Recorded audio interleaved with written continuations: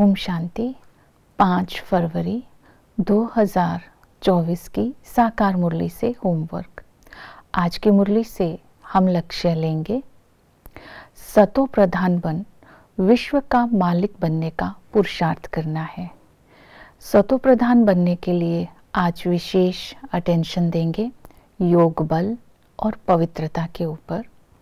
योग बल के लिए बाबा ने कहा, चलते फिरते उठते बैठते मेरी याद में रहना है।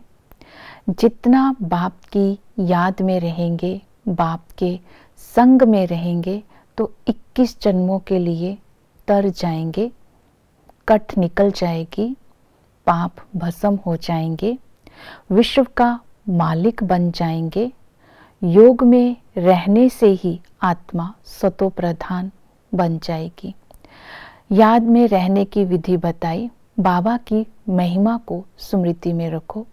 संगम पर बाबा रहम दिल है, ब्लिसफुल है, अपकारी पर उपकार करने वाला है, पतियों का पति, बापों का बाप है।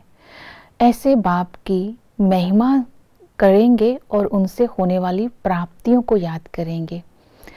बाबा के साथ सर्व संबंधों का अनुभव हम संगम पर ही कर सकते हैं। कोई ना कोई संबंध को आज सारा दिन इमर्ज रूप में रखेंगे।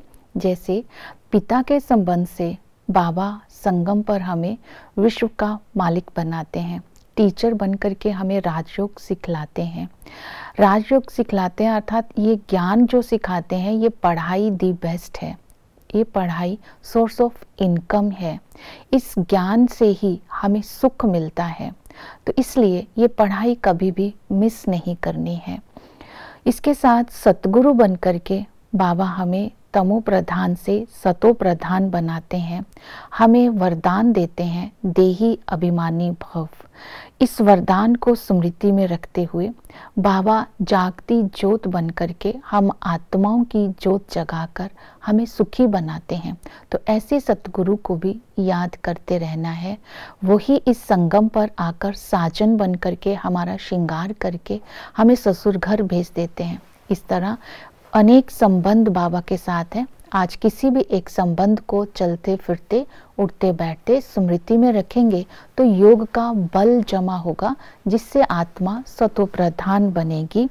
इसी तरह पवित्रता की धारणा के लिए बाबा ने विशेष अटेंशन दिलवाया। आज देह अभिमान को छोड़ो, अलौकिक जन्म की स्मृति में रहो, बेहद की वैराग्य वृत्ति को इमर्ज रखो और चक्र को फिराते रहो।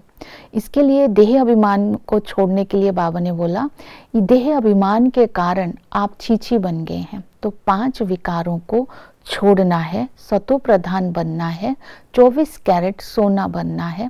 जब हम अपने लक्ष्य को स्मृति में रखेंगे तो पवित्रता की धारणा करना सहज है, क्योंकि बाबा इस समय राम राज्य की स्थापना कर रहे हैं। बेहद के वैराग्य उसे कहेंगे जब बाप की याद में रहते हैं, उसे कहते हैं बेहद का वैराग्य, क्योंकि बाबा ने स्मृति दिलाई। इस संगम पर जो कुछ भी आप देख रहे हो, ये पुरानी सारी दुनिया खल्लास हो जानी है, कुछ भी नहीं बचेगा। बाबा ने कहा अंत समय तुम्हें खाने को भी नहीं मिलेगा, फिर भी बाप खुशी की खुराक खिलाकर पालना करेगा। लेकिन किनकी? जिनकी बुद्धि बाप के साथ लगी होगी। तो अपनी वैराग्य वृत्ति को इमर्ज रखना है और सदा ही हर्षित रहना है, खुश रहना है। अलौकिक जन्म को स्मृति में रखना है। संगम पर ब्रह्मा बाबा ग्रेट ग्रेट ग्रैंड फादर है। मनुष्य सृष्टि का जो है पहला मनुष्य है, जिनके द्वारा और सभी धर्म पिताएं और धर्म की स्थापना होती है। नंबर 1 है। इनके द्वारा शिव बाबा हमारी रचना करते हैं। तो हम शिव बाबा के पोतरे पोत्रियां हैं, तो उनकी प्रॉपर्टी के ऊपर हमारा हक है।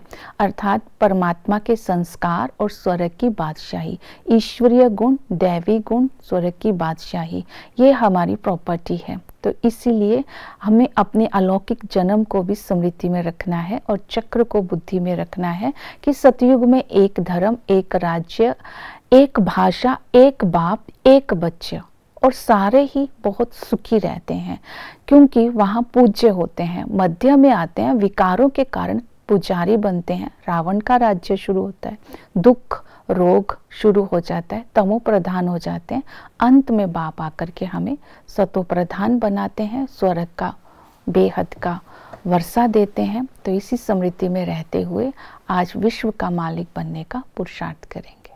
ओम शांति।